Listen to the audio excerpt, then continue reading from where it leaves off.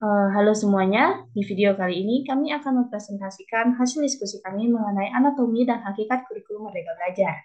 Sebelum itu, izinkan kami memperkenalkan diri, nama saya Ayu Hnayani dan rekan saya. Saya Kadek Citra Kotrajaya. Sebelumnya, kami telah membahas materi yang berjudul anatomi dan hakikat kurikulum secara umum. Nah, sekarang kita akan bahas mengenai anatomi dan hakikat kurikulum Merdeka Belajar. Sebelum itu, kita harus tahu apa itu kurikulum Merdeka Belajar. Nah, kurikulum Merdeka Belajar ini pada dasarnya merupakan suatu pendekatan yang memperhatikan kebebasan sekolah dalam merancang kurikulum mereka sendiri. Nah, oleh karena itu, setiap sekolah yang menerapkan kurikulum Merdeka Belajar dapat memiliki struktur kurikulum yang berbeda-beda, dari tujuan, isi, metode, atau bahkan cara evaluasi mereka yang mungkin beragam di setiap daerahnya.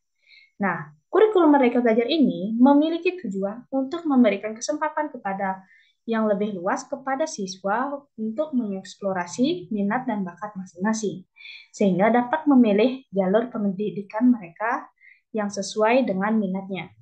Nah, selanjutnya kita akan bahas mengenai anatomi dalam kurikulum Merdeka Belajar. Sebelumnya, kita juga sudah membahas anatomi dalam kurikulum secara umum yang memiliki 4 komponen yang sama, komponen yang penting dan memiliki keterkaitan satu sama lain, yaitu tujuan, materi, metode, dan evaluasi. Dalam kurikulum Merdeka Belajar, tujuan dari kurikulum Merdeka Belajar itu memberikan kesempatan yang lebih luas kepada siswa dalam mengeksplorasi minat dan bakat masing-masing untuk memilih jalur pendidikan yang sesuai dengan uh, karakter mereka.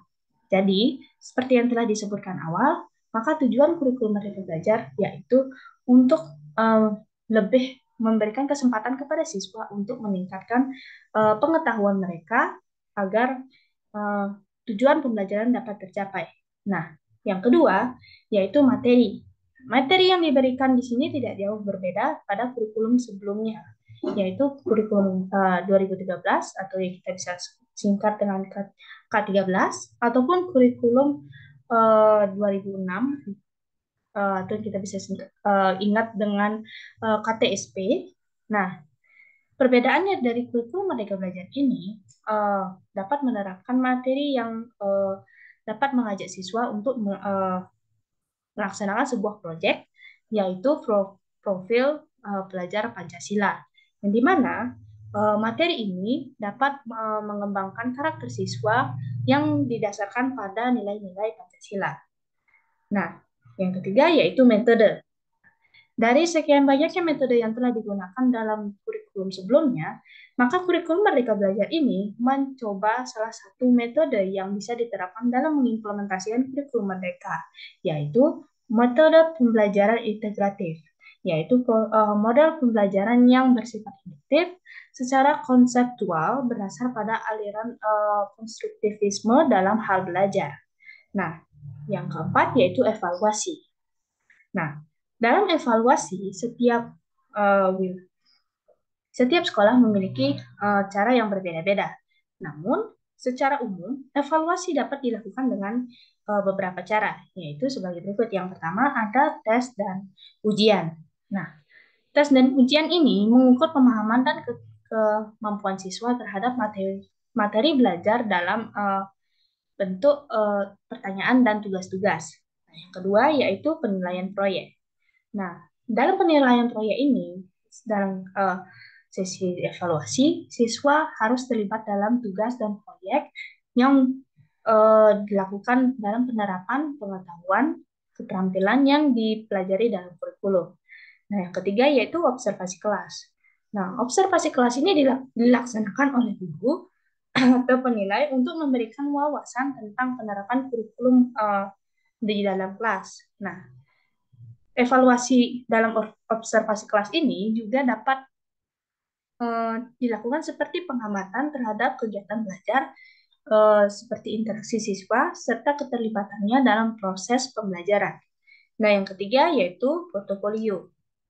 Portofolio ini kita bisa terapkan dalam kehidupan dalam kegiatan pembelajaran dengan mengumpulkan sebuah karya atau tugas hasil akhir dari perkembangan siswa dalam kurikulum pembelajaran, seperti tugas tertulis, proyek, atau catatan refleksi yang menunjukkan kemampuan siswa sejauh mana siswa telah mengetahui atau memahami pembelajaran yang diberikan oleh para guru untuk mencapai tujuan pembelajaran.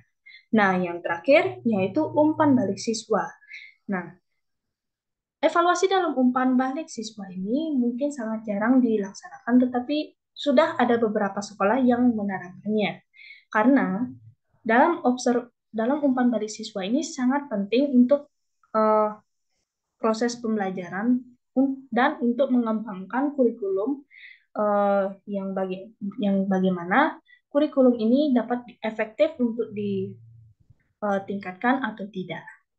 Nah, selanjutnya kita akan bahas mengenai hakikat kurikulum Merdeka Belajar yang akan disampaikan oleh rekan saya Gotra, dipersilakan.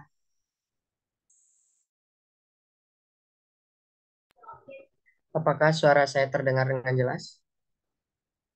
Ya, terdengar dengan jelas. Dipersilakan. Baik, terima kasih atas waktunya, Ayu. Jadi, di sini saya akan menjelaskan tentang hakikat kurikulum Merdeka Belajar. Eh, Sebelum itu, mari kita ingat sebelumnya apa itu hakikat kurikulum. Hakikat kurikulum itu sangat penting untuk dipahami agar nantinya lembaga pendidikan dapat menyusun rencana pembelajaran yang efektif dan baik bagi peserta didik. Selanjutnya saya akan menjelaskan juga tentang peranan dan hakikat dari kurikulum Merdeka.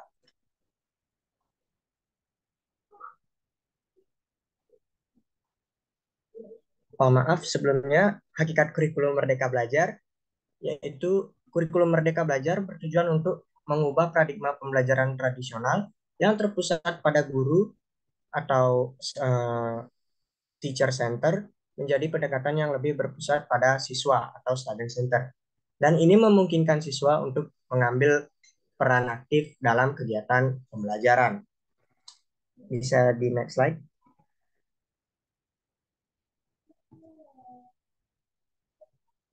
Nah, seperti yang saya katakan tadi, di sini saya juga akan menjelaskan tentang fungsi dan peran dari kurikulum Merdeka Belajar. Yang pertama adalah mendorong kemandirian belajar. Memberikan kesempatan kepada siswa untuk mengambil peran aktif dalam proses pembelajaran. Dan siswa dapat mengidentifikasi minat dan kebutuhan pribadi, menetapkan tujuan belajar, dan mengelola waktu dan sumber daya mereka sendiri. Ini sesuai dengan fungsi kurikulum, yaitu fungsi pemilihan, di mana kurikulum harus mampu menyediakan pilihan yang sesuai dengan potensi peserta didik tersebut. Yang kedua adalah menyesuaikan pembelajaran dengan siswa. Siswa memiliki kebebasan untuk memilih topik atau area studi yang sesuai dengan minat dan bakat mereka, serta dapat menggali lebih dalam lagi pada topik tertentu atau mengikuti pembelajaran yang disesuaikan dengan kebutuhan dan tujuan mereka sendiri. Ini sesuai dengan fungsi kurikulum, yaitu fungsi penyesuaian dan persiapan, di mana kurikulum dapat mengarahkan peserta didik agar peserta didik dapat memilih keahlian yang sesuai dengan potensi yang dimilikinya. Dan juga fungsi penyesuaian, yaitu